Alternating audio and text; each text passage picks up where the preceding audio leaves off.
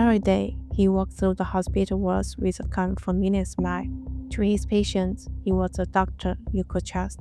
At home, he was a caring husband, gentle, always present. But that night, everything changed. His wife, quiet, unsuspecting, suddenly collapsed. A cup of coffee sat by the bed, half-finished tea on the table. Nothing looked out of place. No struggle, no chaos, just the silence. A heart attack, an accident, or a carefully planned murder. Welcome back, I'm Leah. Today, we are going to talk about a case that happened in Suzhou, China. It was the evening of September 11, 2003. A woman named Qiu Xiaoqiang was rushed to the hospital. Doctors said it was sudden heart failure, and by the time they tried to save her, it was already too late. Her husband, Qiu Xiaoqiang, was also a doctor, working at Suzhou Children's Hospital. When he heard the news, he broke down completely, as if his world had collapsed. That night was supposed to be the Mid-Autumn Festival, a time for reunion, mooncakes, and family. But for them, it became a night they would never forget. Qiu Xiaoqiang's father rushed to the hospital as well. He wasn't just any father. He had once been the head of heart and chest surgery at the second affiliated hospital of Suzhou Medical College, a man with decades of experience and a highly analytic mind. Losing his daughter so suddenly nearly broke him. But even through the grief, his instincts as a doctor began to surface. Something didn't feel right. He noticed an unusual detail. Her breathing appeared to have stopped before her heart did. To him, that didn't match a typical heart attack. If it's not the heart, he thought, then there must be another reason. He called his son-in-law, Qiu Xiaoqiang, to ask what had happened, but Qiu's answers were vague. Maybe it was her heart, he said. As both a doctor and a husband, he should have understood her condition better than anyone, but something in his response felt uncertain. Qiu Xiaoqiang's father sensed something was off, but he didn't press further. A grieving husband, overwhelmed with emotion. It wasn't a moment for accusations, so he stayed silent, but the doubts didn't go away. After a long night of thinking, he made a difficult decision to have his daughter's body examined. 2 days later, on September 13th, when Qiu learned that an autopsy would be performed, he reacted strongly. At first, his father-in-law believed it was grief, but as the procedure began, Qiu's reaction intensified. He repeatedly asked for it to stop. Appearing deeply distressed, the atmosphere shifted. People began to feel uneasy. Was this real heartbreak or something else? In that moment, Qiu Xiaoqiang's father became almost certain. His instincts were right. The autopsy results came back quickly. High levels of an anesthetic, ketamine, were found in her body. But during the thoracic, no anesthetic had been used. So where had it come from? Ketamine is not something easily obtained. Access is typically limited to medical professionals. And around Qiu Xiaoqiang, there were only 2 daughters, her father and her husband. Investigators began to narrow their focus. The news spread quickly, shaking Suzhou Children's Hospital. To his colleagues, Qiu had always seemed like the perfect husband, attentive and caring. But her father knew things were not as simple as they appeared. He later told the police, "What convinced me wasn't just the autopsy. It was his reactions, first when he heard about it, and then when it began. That wasn't grief," he said quietly. "That was fear." On September 23rd, police brought Qiu in for questioning. For 12 hours, he said nothing. Then finally, he spoke. The anesthetic was something he had been administering to his wife over time. Qiu Xiaoqiang was born on February 8, 1969, in Suzhou. His parents were just ordinary factory workers, nothing special about the family. But from the time he was a kid, Qiu had one goal in mind: to escape the ordinary. In 1977, China brought back the college entrance exams, the Gaokao. For millions of young people, that test became the golden ticket. If you could get into a good university, you could change your whole life. Qiu saw that as his shot, so he studied harder than anyone else around him. In 1989, when he was just 20, he got into Suzhou Medical College. It was a big deal, the kind of thing that made his parents beam with pride. After graduation, he was assigned to a small district hospital in Pinjiang.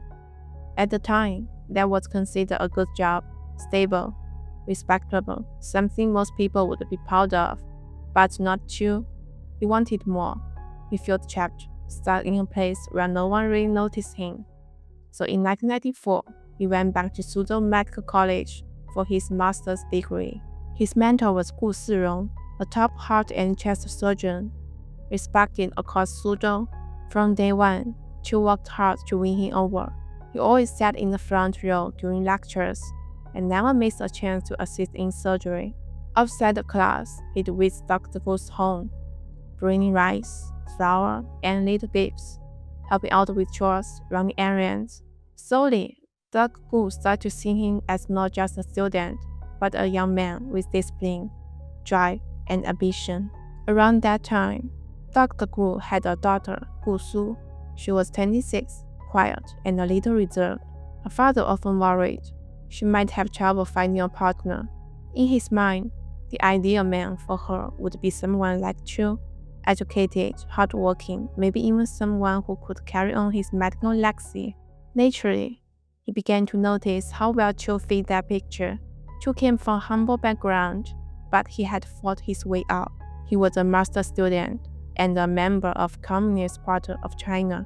On paper, he looked perfect, so Dr. Gu started arranging opportunities for them to meet. And surprisingly, it worked. The two began spending more time together. But there was one small problem. Qiu already had a girlfriend. She was a kind, steady elementary school teacher. They had been together for 2 years, but compared to Gu Su, the daughter of his powerful mentor, that relationship suddenly looked ordinary. Qiu knew exactly what Gu Su represented, not just love, but status, opportunity, and connections. So he made his choice. He ended things with his girlfriend, and not long after, he turned his attention fully toward Gu Su. In 1997, they got married. The following year, Qiu finished his master's degree. With Dr. Gu's help, he was transferred to Suzhou Children's Hospital, a major upgrade. The salary and the benefits were better, and most importantly, the future looked brighter than ever. That was the moment his climb really began. In the autumn of 1998, Gu Su was hit by a car on her way home from work. She suffered a pelvic fracture and had surgery. She recovered, but something never really healed. After the accident, she lost interest in intimacy. In 2000, she gave birth to a daughter, but the baby didn't fix anything. If anything, their relationship became even more strained. Su was exhausted, working all day, taking care of the child, and falling into bed at night with no energy left. To Qiu, she seemed distant, emotionally unavailable. It wasn't just about intimacy anymore. He felt ignored. He wanted to be admired, to be needed. So he started turning the real problems in the marriage into excuses. She doesn't take care of herself. She's not thoughtful anymore. She's holding me back. He kept thinking about them until they stopped sounding like excuses and started sounding like reasons. And eventually, he started looking elsewhere.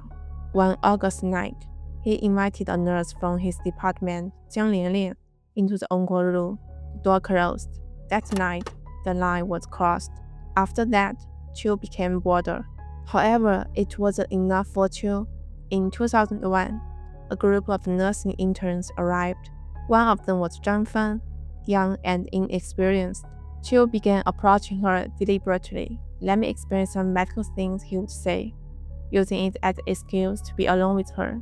He presented himself as a mature, trustworthy man, and it worked. At a tea house, he told his story, painting his wife as distant, difficult, and unromantic. He framed himself as a neglected, misunderstood husband. Zhang Fan believed him. Soon, she accepted him. Over the years, his affairs multiplied. He even brought women back home more than once, twice, to find out. By the time she opened the door, they were already dressed. Brushed off, she was a patient. She knew, of course she knew, but she stayed quiet. She didn't expose him, she didn't tell her father. She wanted to protect the family's dignity. She only told a close friend. Zhang Fan began pushing him, urging him to leave his wife and marry her. But Qiu hesitated. He thought about it briefly, then rejected the idea. Divorce would be a disaster, a public scandal, his father-in-law's rage, and his career falling apart. At the same time, he feels something even worse, that Sue might one day expose his affairs and tell her father everything. At the time, he was pursuing a doctorate degree. His reputation, his position, his future, everything was at stake. He couldn't risk losing any of it. And that was when a dangerous thought began to take shape. Sue had always been healthy, hardly ever sick. That meant Qiu couldn't act impulsively. As a surgeon, he understood how the human body worked, how fragile it could be when something went wrong. So he made a careful choice: ketamine, colorless, tasteless, and in the wrong circumstances. Over time, it could affect the heart. Slowly, it became part of his plan. From the day he made that decision, he became even more attentive. Every day, he brought her tea or water, always gentle, always caring. But gradually, things began to change. Subtle at first, easy to overlook, Sue's health started to decline in ways that didn't immediately make sense. Nothing dramatic, nothing that raced around on its own, just enough to be explained away. And Qiu understood exactly what that meant. The story he needed was starting to take shape. On August 20, 2003, he prepared a cup of coffee for Sue. After drinking it, she felt unusually tired, but didn't think much of it at the time. On August 27th, she collapsed at work. A colleague spotted her home, and she was later taken to the hospital. Doctors noted heart-related symptoms, but nothing life-threatening was confirmed. She was observed briefly and then sent home to rest. Over the following weeks, similar episodes began to repeat. Each time, she recovered, but her overall condition seemed less stable. Despite the repeated medical visits, doctors still couldn't find a clear explanation. Qiu just kept going about his daily life, while Sue's condition kept coming and going. On September 4th, he briefly returned home during the day before heading back to work. Later, Sue experienced another sudden episode after drinking something at home and contacted him. He came back immediately and helped her through it, and she was once again treated for a medical emergency. Still, doctors couldn't determine a clear cause for the recurring symptoms. After these repeated incidents, Qiu began to believe that if anything serious happened in the future, it would likely still be seen as a natural medical issue. On the night of September 11, 2003, during the Mid-Autumn Festival, Qiu returned home with Sue after dinner. The house was quiet. Nothing seemed unusual. Later that evening, Sue went to take a shower. Not long after, she suddenly felt weak and unwell. Qiu helped her to bed as her condition worsened. Despite the later attempts to get medical help, the condition declined rapidly. At 10:25 p.m., Sue was officially declared dead. On the night of September 23, 2003, police in Suzhou arrested Qiu Xiaoqiang at another residence.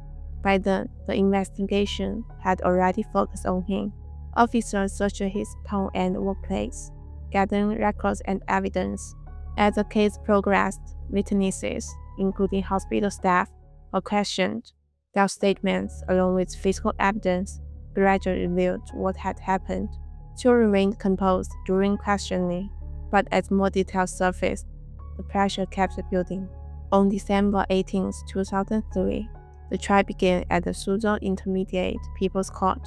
The case drew widespread attention, and the courtroom was filled. Prosecutors presented medical findings, records, and witness testimony. On January 2, 2004, at around 10 a.m., the verdict was delivered. Qiu Xiaoqiang was found guilty and sentenced to death with lifelong deprivation of political rights. He chose ambition over loyalty, and in the end, he destroyed the person who helped him rise. He didn't fall, he chose this. Behind every story, the truth waits. I'm Leah. Stay with us on Laddie and Crack. Thanks for watching. Take care and see you next time.